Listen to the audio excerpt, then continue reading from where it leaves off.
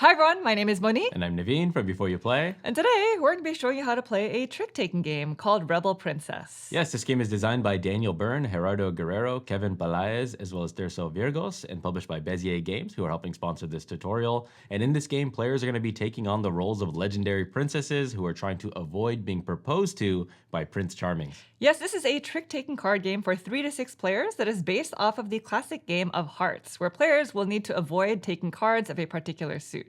And so today, we're going to be showing you how to play it. But for more information regarding the game, we've included a link to the publisher's website in the description below. Lastly, if you like these kind of videos and you want to see more in the future, please consider subscribing. And with that, we are ready to begin. So if you'd please direct your attention to the center of the table, we're all set up here for a 3-player game of Rebel Princess. Welcome to the ball. Now this is no ordinary ball, because unfortunately for the princes, they have not been invited. However, over the course of this 5-day party, they're going to try to sneak in and propose. And so in this game, players play as different legendary princesses who are trying to avoid marriage proposals. Now the game comes with 12 princesses, each with their own unique ability that can be activated or used once per round. At the beginning of the game, you're going to be dealt 2, of which you'll keep 1 and discard the other. And during setup, you'll also randomly place 5 round cards face down that'll affect the rules for their specific round of play. And so like we were mentioning, this is a trick-taking game where the deck is divided into 4 suits. We have the Queen, Fairy, Pet, and of course the Princes. And each suit is numbered 1 through 12 with some values removed depending on player count. Yeah, so since we're set up for a 3-player game, we've removed all the 1s, 11s, and 12s for each suit. Now the cards in the Prince suit are unique in that each card has a proposal symbol on it. And so over the course of the game, players will need to avoid taking tricks with proposal symbols on them, because whoever has the fewest cumulative amounts of proposals by the end of 5 rounds wins. And so the way that the game works is at the start of each round, you'll deal out the deck of cards evenly between all players. Then you're going to turn over the corresponding round card, which essentially indicates how many cards you'll pass to your neighbor and in which direction. And so in this example, each player will simultaneously pass 3 cards to the next player counterclockwise. In addition, each round card contains a special rule that'll be in play for this round only, with the exception of the Once Upon a Time card that is recommended for your first round of your first game. Then, starting with the first player and going clockwise, each player must play 1 card face up on their turn. Now, whoever plays the first card can play any card from their hand, with the exception of cards from the Prince's suit, but more on this later. And in trick-taking games, this is known as leading the trick. In addition, the card suit is known as the lead suit. And this is important because in turn order, players will be required to follow the lead suit by playing a card of the same suit. And so as an example, as the start player, I decided to lead the trick by playing a 3 of pets.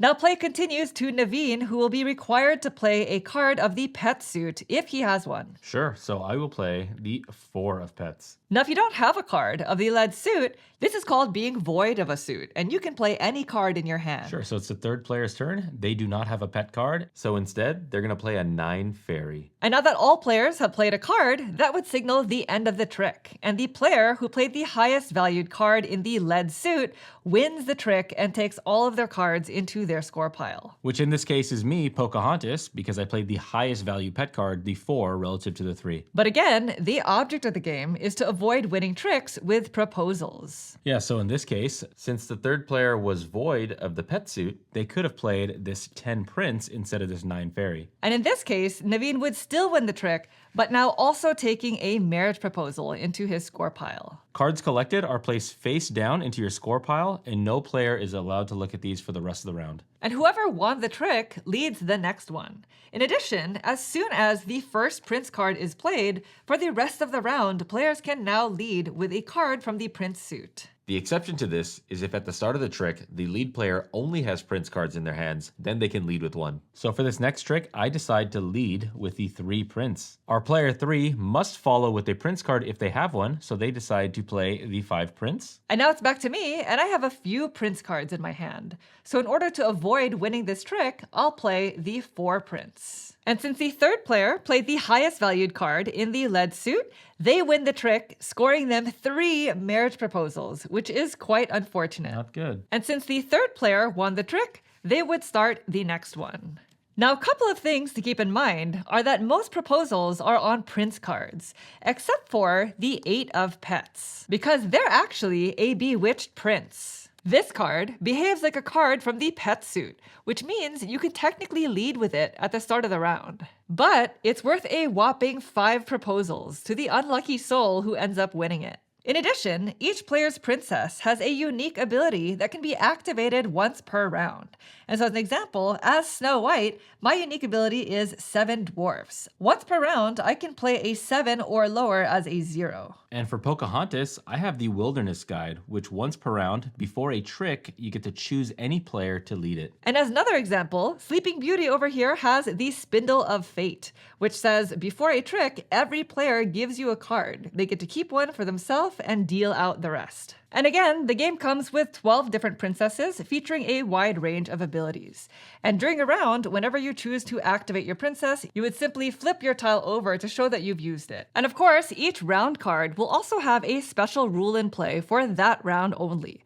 Now, there are a total of 26 different round cards to explore. And so as an example, there's musical chairs that says after each trick, every player passes a card face down to the player on their right. As another example, there's Royal Decree that says the highest card in the Queen's suit will always win the trick. There are also more strategically complex cards, such as the Poisoned Apple, Which says the highest void card wins the trick, or the Masquerade Ball, which says everyone except the player who leads plays their cards face down. The game also comes with several Hourglass round cards that are recommended for the final round of the game, as they can cause an exciting endgame twist. And so as you can see, there are a wide variety of effects that the round cards will have, changing your strategy from round to round. And once all cards have been played, then the round ends, and all players will count up the total number of proposals in their score piles and writes it on the score pad. Then you set up for the next round by shuffling and dealing all of the cards, refreshing exhausted princesses, and by flipping over the next round card. And for this round, the 3 cards are very valuable as they're worth -3 proposals, and the 3 of Princes is worth -2 proposals.